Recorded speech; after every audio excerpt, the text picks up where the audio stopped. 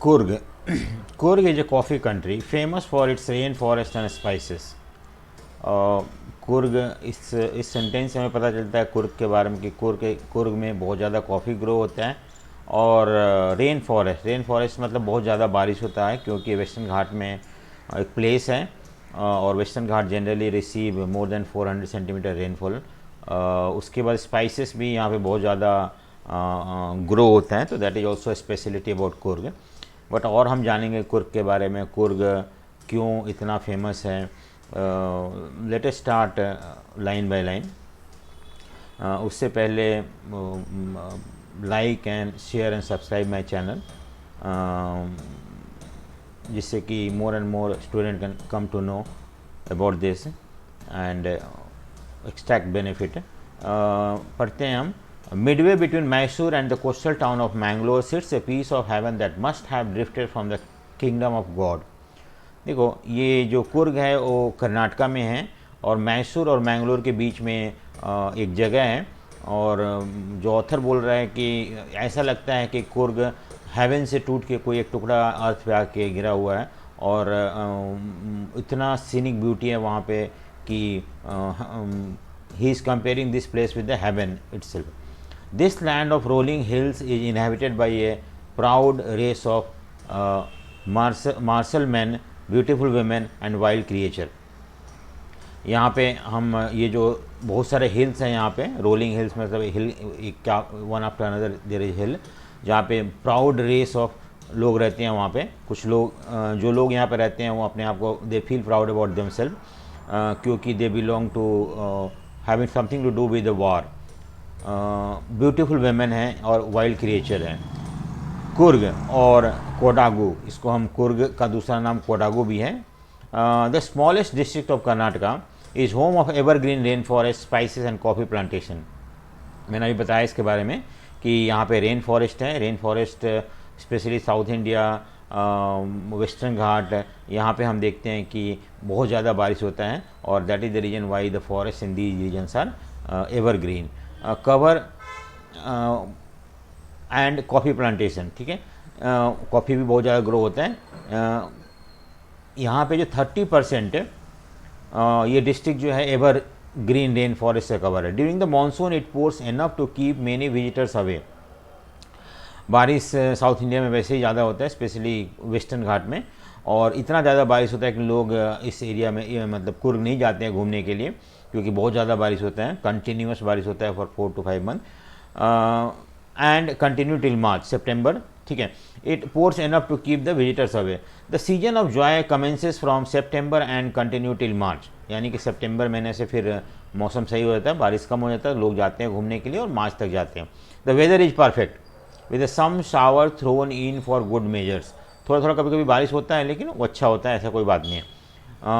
वो that does not come on the way of enjoying the scenic beauty of that place. The air breath of invigorating coffee estates and colonial bungalow stands tucked under the tree canopies of prime corners. यहाँ पे हम सब जगह देख सकते हैं कि coffee plant लगा हुआ है, कॉफ़ी स्टेट्स है और उसके जो फ्रैगनेंस है, खुशबू है, वो हवा में फैला हुआ है। Even you can feel that whenever you go to Coorg. दूसरी बात है कि कहीं कहीं पे पेड़ के बंगलोज हैं, कॉलोनियल बंगलोज। कॉलोनियल मतलब होता है कि जो ब्रिटिश इंडिया में थे उस समय वहाँ पे ब्रिटिश रहते थे तो उन्होंने अपने लिए बंगलो बना रखा था। वो बंगलो भी आज भी वहाँ देखने को मिल सकता है। नेक्स्ट है the prime fierce independent. The prime fierce independent people of Kurg are possibly of Greek or Arabic descent. कुछ लोग बोलते हैं कि ये ग्रीक से आए हुए लोग हैं, कुछ लोग बोलते हैं ये अरबिक हैं। So as one story goes, a part of Alexander's army moved south along the coast and settle here when return become impracticable. आपको पता है कि बहुत पहले मतलब 326 BC में अलेक्जेंडर मैसेडोनिया से वर्ल्ड को जीतने निकला था और इंडिया पंजाब तक पहुंच गया था।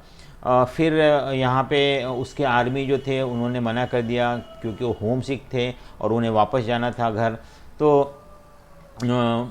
वापस जाना था तो अलेक्जेंडर भी क्योंकि अपने सोल्जर्स के सामने उनको इनकरेज नहीं कर पाया आगे जाने के लिए, तो यहाँ से वापस जाने का डिसाइड किया।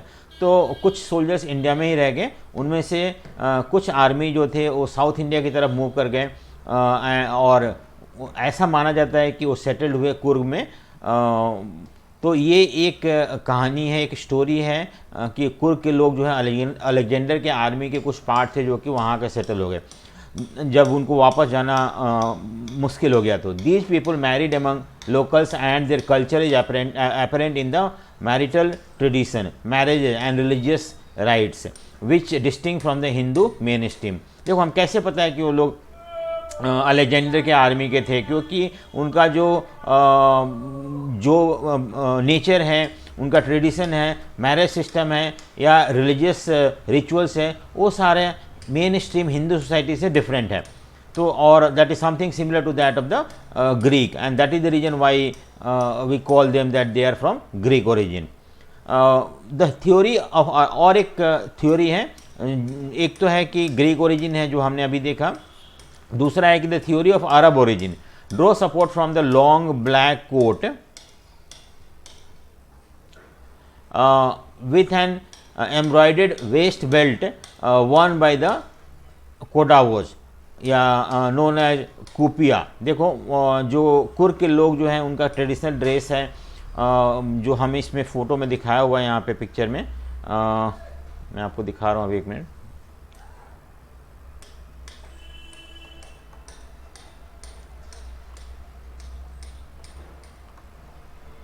ये देखो यहाँ पे ट्रेडिशनल कुर्गी ड्रेस है, जो बहुत लंबा कोट होता है और बेल्ट होता है बीच में बांधने के लिए। ये ड्रेस है, आमतौर पे ये ड्रेस जो है वहाँ के ट्रेडिशनल ड्रेस है, और ये अरब या कुर्ग के लोग पहनते हैं। तो इससे हम एसोसिएट करते हैं कि शायद ये लोग अरब या कुर्ग के लोग होंगे। ठीक है, उसके बाद कुर्ग होम, ठीक है, यहाँ पे इसको हम, इस ड्रेस को हम कुफिया बोलते हैं। It resemble the kufiya worn by the Arab and the Kurds. तो ये भी एक दो स्टोरीज है behind the origin of Coorg people. Coorg home have a tradition of hospitality. Hospitality मतलब मेहमान नवाजी। जब हम किसी घर जाते हैं तो किस तरह से आदर सत्कार होता है, उस चीज़ को हम हॉस्पिटैलिटी बोलते हैं। तो यहाँ के लोग जो हैं फेमस हैं हॉस्पिटैलिटी के लिए। वहाँ पे ट्रेडिशन है कि कोई भी हमारे घर आता है, उनके घर आता है तो लोग उनको बहुत आदर सत्कार करते हैं।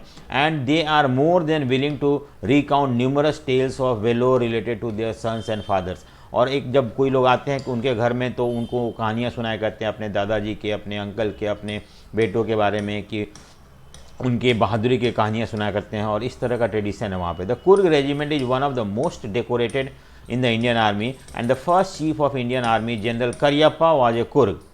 देखो अलग एक कुर्ग आर्मी है, रेजिमेंट है, जैसे कि गोरखा रेजिमेंट है, पंजाब रेजिमेंट है, असम रेजिमेंट है, इसी तरह से कुर्ग रेजिमेंट भी है इंडियन आर्मी में। और ये बहुत ही डेकोरेटेड है, यानी कि बहुत ही फेमस है अपने बहादुरी के लिए। They are known for their bravery. और जो फर्स्ट इंडियन आर्मी चीफ थे जिनका नाम था जनरल करियप्पा, वो कुर्ग के ही थे और बहुत ही फेमस थे, बहादुर थे। Even now the Kodwas are the only people in Indian permitted to carry firearms without a license। देखो आप फायर आर्म इंडिया में कैरी नहीं कर सकते हो, और कैरी करना है तो आपको लाइसेंस लेके घूमना होता है। लेकिन इन जो कुर्ग के लोग हैं इनको ये प्रिविलेज मिला हुआ है कि they can carry firearms without licence.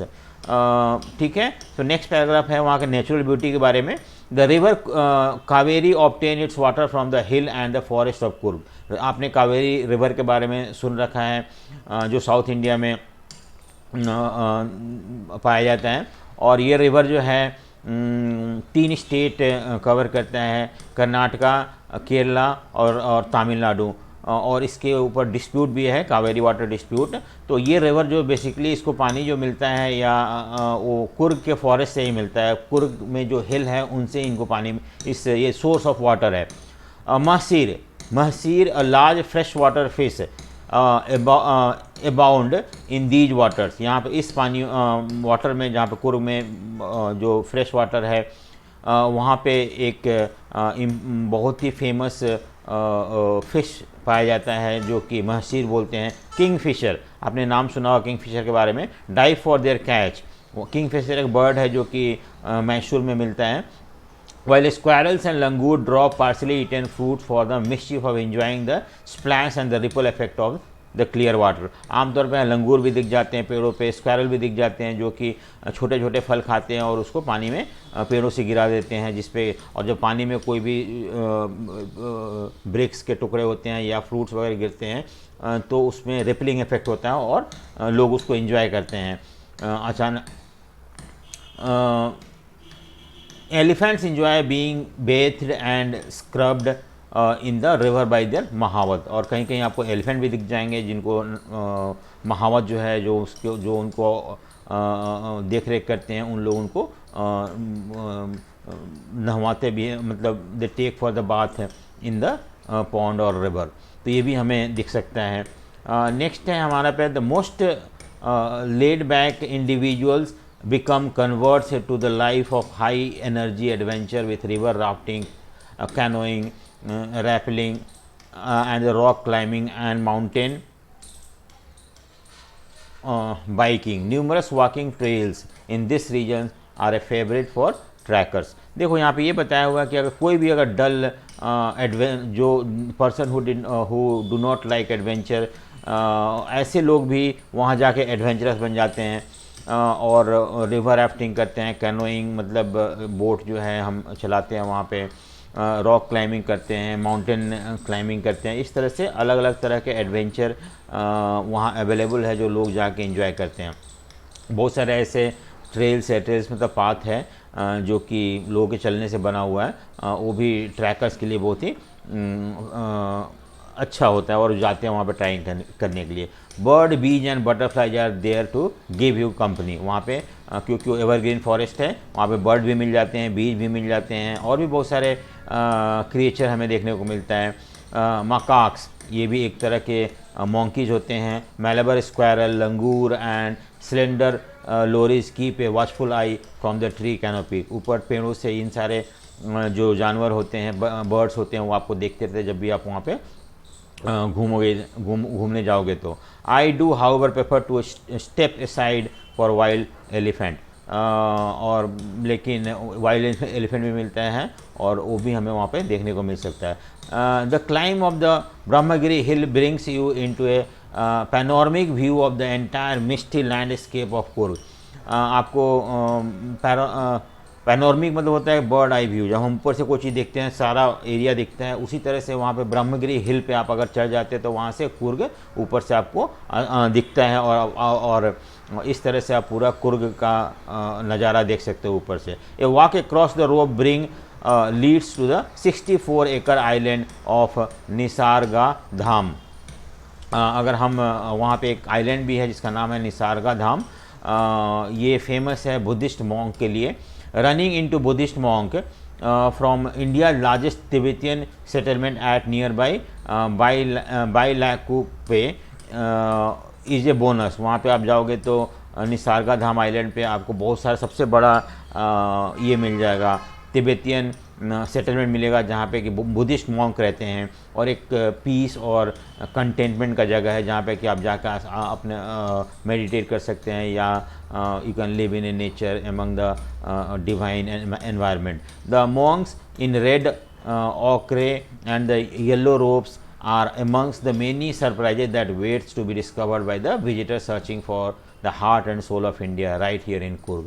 तो वहाँ पे आपको बहुत सारे मॉन्क्स दिख जाएंगे गेरवे कपड़े में जो वहाँ पर मेडिटेट कर रहते हैं और वहीं रहते हैं और इस तरह से they are searching for peace there and even if you go to that place you feel divine atmosphere and you can enjoy the peaceful atmosphere of that place.